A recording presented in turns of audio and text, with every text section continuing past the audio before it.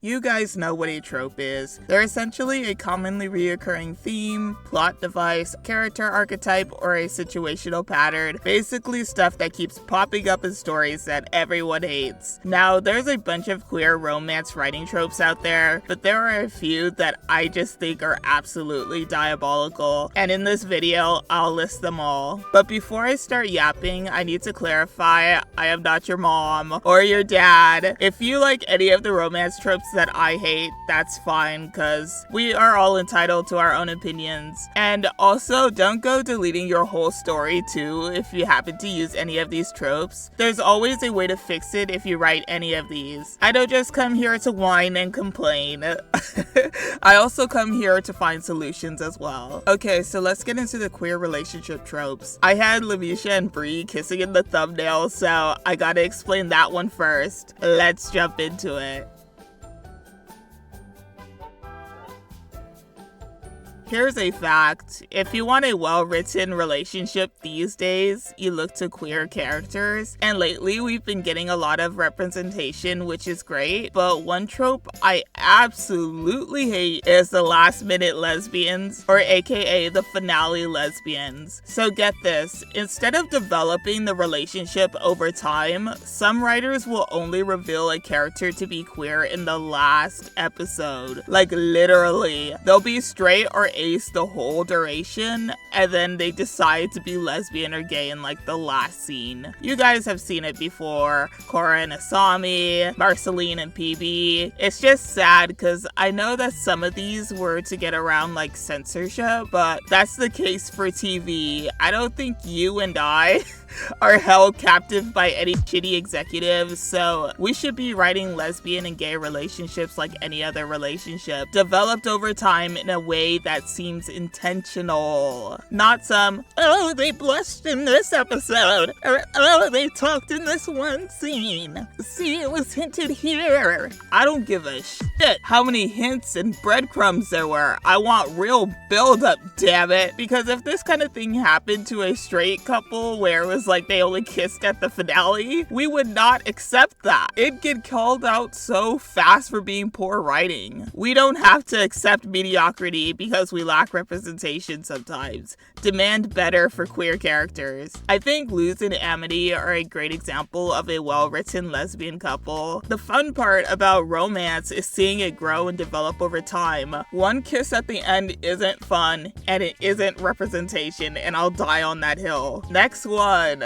Tragic love trope. So basically the homophobia subplot, forbidden love story, and death love stories, anything of that nature is tied to this trope. I'm sorry, like, there's a million things you can do to add conflict to your story. Why are we choosing homophobia? Why are we choosing death? It's just another form of burying your gaze, but has like the audacity to disguise itself as representation. And someone out there is like, oh, Rose Maddie, you don't like living in the real world. People go through homophobia every day. And I'm not denying the tragedy exists. It's just that for a lot of people, they engage with fictional stories as a way to escape reality and entertain themselves. Seeing or reading tragedy is not fun for some people. Now, I understand if the homophobia or tragedy was there to create like a genuine discussion or commentary, probably even satire, that gets a slight pass. But if homophobia and tragedy is there because you need conflict or something dramatic, please get rid of it and use like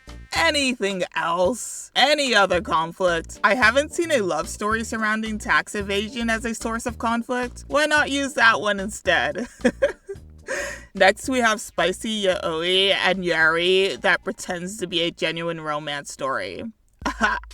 Oh man, I feel like I'm gonna get shot for this one. But this trope is so bad. This trope usually comes from a lack of maturity, like with teenage writers, and in some cases, it could straight up be some fetish material. Now, I'm not shaming these kinds of stories. If you want to write them, that's what you do in your own time. But if the whole story is just queer characters kissing and getting freaky, and then you try to label it as representation, no. Please don't do that. Just call it what it is and not what it pretends to be. Now, it could be easy to label this trope as a bunch of old men writing lesbian characters for motives that are less than pure, but this is also like a teenage girl thing. I know, because I was one of them. I could explain. So essentially, my friend, yes, that friend, wrote a story about the anime club president. Yes, that anime club president, and a love story between him and this other upperclassman. Because if doing the yaoi trope wasn't bad enough, we had to go and ship real people. She wrote the whole story and I drew the cover. Oh, and also we were 15 at the time. We were teenagers. Her story wasn't too bad. Like, low-key, it wasn't that bad. Maybe because she didn't finish it. But my drawing, holy fuck. And the audacity to use the pride heart. This is so fucking embarrassing. But I'll embarrass myself to prove that I make mistakes too. Back then, I had a very warped idea of what boys' love was supposed to be.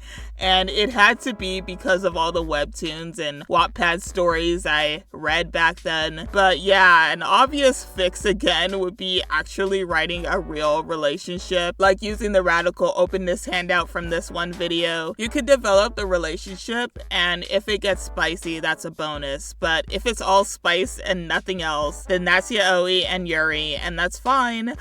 If that's what you're going for, that's what you have to call it. End of story. Next, we have another terrible trope, the Aroace character getting a love interest. I think this one feels a bit more malicious because it almost implies that being aromantic and or asexual is something that needs to be fixed or changed. Like, why are they dating someone out of nowhere? It's weird, right? There aren't many canon Aroace characters, but there are a ton that are Aroace coded. I don't know if it's just me, but I think there's something so fucked up when a community deems a character to be Aroace, and then later the writer decides to pair them up with someone just because. Like, yeah, sure, that's their character, but sometimes it's obvious when a writer does it to get rid of the representation. I don't know, maybe I'm just overthinking it, but it's just a part of a metanormativity that is pushed on characters that really don't need a romance. All I'm saying is if they give Elsa a partner in Frozen 3, I'm turning off Kiss Cartoon, bro. Waste of my fucking time. I could be like pirating something else. The next one is a trope I hate because it's personal to me. The whole loving the gender fluid character in all of their forms trope. Okay, so before I start, I know some of you are trying to figure out like where I fall under the queer umbrella. I'm gender fluid. My gender changes every couple of months at this point. I would say I've been more or less the same gender for several damn months at this point too. It's hard to gauge with my persona since she looks female leading, and I'm too lazy to update my persona and change the pronouns, let alone make her fluctuate in gender. But there are days when it does change and I feel agender or male leaning, and it's been fluctuating like that ever since I was like 13. So essentially my gender identity shifts over time and it fluctuates, and then my sexual orientation is like 95% straight. But okay, I share all this to say I freaking hate the gender fluid trope of one day they're male leaning, the next they're female leaning, with it being completely binary and frequent, like if that's how it works.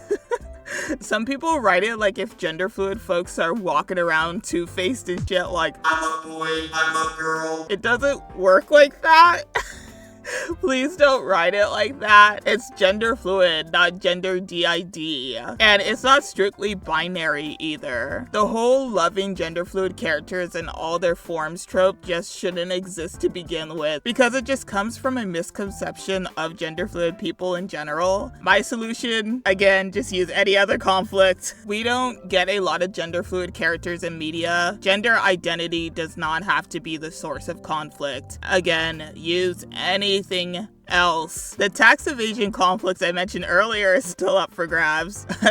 Any takers? Going once, going twice. Next, we have the sissy villain trope. This one is essentially making the flamboyant character the villain. Now, there's nothing wrong with making queer villains. I'll just say that there's no shortage of them. A lot of the queer-coded villains we've seen, mostly all like from the 20th century Disney movies, weren't all trying to be inclusive. It was more so attaching negative attributes to traditionally queer traits, essentially equating queerness with evil. It gets worse when the hero is straight and cisgender. Like, what kind of message is that trying to convey? Like, okay, I don't want to come up here and say your favorite Disney villain is homophobic. That's so counterproductive since so many people like and kid these characters. I will just say, going forward, we as writers don't need to make every villain to be flamboyant. Maybe the gay character can be like the good guy and have a boyfriend or something. Crazy concept. I know. Okay, and for the last bad queer romance trope, it'll be just general queer baiting. When you show queer characters that are hinted to be in a relationship with a natural build-up and flirting and all of that, and then they don't end up together. So literally just the last minute lesbians thing, but now in reverse. I can understand that this one can be hard to avoid, especially if you have a lot of characters that build relationships with one another. Personally, I like to make all of my characters become close in their relationships, to the point where I do toe that line between friendship and romance. I keep so many characters in that level 7 to 8 purgatory. I think the only solution is if you're gonna bait with the queer characters, you also gotta bait with the straight characters too. Queer baiting only becomes so bad when there are only 2 queer-coded characters and they conveniently don't end up in a relationship. It gets even worse when the queer-coded character gets into like a poorly written straight relationship to prove, hey look, this character is straight. It's just like really bad. Anyways, treat the romances equally, saying that with an asterisk, of course. I like to make every romance in my book fall apart and dysfunctional, so it's not only the queer characters, everyone suffers in the pursuit of love equally. Okay, so that's all the bad queer romance tropes that I could think of. There's probably a lot more, but these are the ones that I hate the most. So here's like a list from bad to worse regarding queer romance tropes. Your list may be different. Actually, fuck it. Put it in the comments like which one you think is the worst and why. And if you want to share more queer romance tropes, drop them in the comments as well. Now, looking at the clock, it seems like I have some time to yap, so do y'all want to like go into just bad romance tropes in general? Yeah, let's talk about them. We'll keep it short.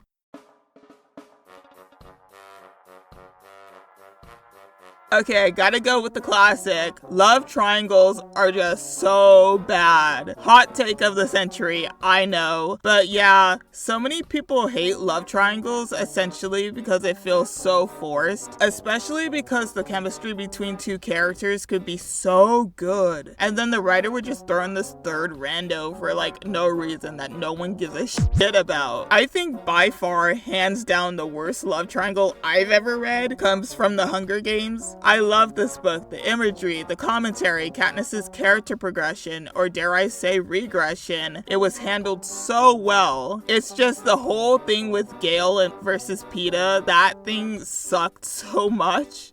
It's just so funny and sad that basically this whole love triangle ended because one of them accidentally killed the main character's sister. That sounds like a shit post, but no, I assure you that's real. Okay, the next one that I hate is the friends to lovers trope, which may seem like fine, but it sucks sometimes when it's like a really good platonic relationship and then all of a sudden they just shift into a romance. I think it's even worse when the characters are the opposite sex, so the writer is like, this boy and this girl now have to get together. They can't just be friends. It's like so weird because I like romance so much in stories, but regardless, some characters really give off like sibling energy despite not being siblings or like really good friend energy. And there's like no flirting throughout their entire relationship. So like, why are they together right now? I think you could tell from this video that I really hate romances just with no build up. Lastly, let's talk about the toxic romance tropes seen as romantic. You know, the ones that focus on jealousy and control. I feel like it's self-explanatory why this trope sucks, but for me, at least, these stories attempt to normalize things that are just destructive and harmful. It may even allow some people to mistake toxic romance as a healthy one, and that's not good. If you're writing romance like this, you do you, but remember what kind of messages you're putting out there. Okay, that's all I have for you guys today. Remember that tropes, at the end of the day, are just tropes. A trope becomes a trope when it's written so many times that people start to take notice. Not all tropes are bad, but some can just downright perpetuate harmful stereotypes. I'm gonna use an example, and this one's random, but like stay with me. So you know how I said I was gender fluid, right? And let's just say theoretically I decided to make a gender fluid OC, but they're tropey as hell. Switching between boy and girl every 5 seconds. No such thing as agender. They're super cunning and a spy in disguise. They go on 40-minute rants about what gender they're supposed to be, and that's my character. And let's just say if anyone calls it out for being tropey, I'm all like, well, I'm gender fluid. I can make my gender fluid character as tropey as I want. And technically, I guess I'm in the right, but morally and ethically, I am not. As writers and artists, we create things that have so much power to shape perception and reality. If someone hears gender fluid and they think of the tropey stereotypical character I created, I would do a disservice to anyone else who is gender fluid. Sometimes characters break out of their stories. It's a tale as old as time. That's why good representation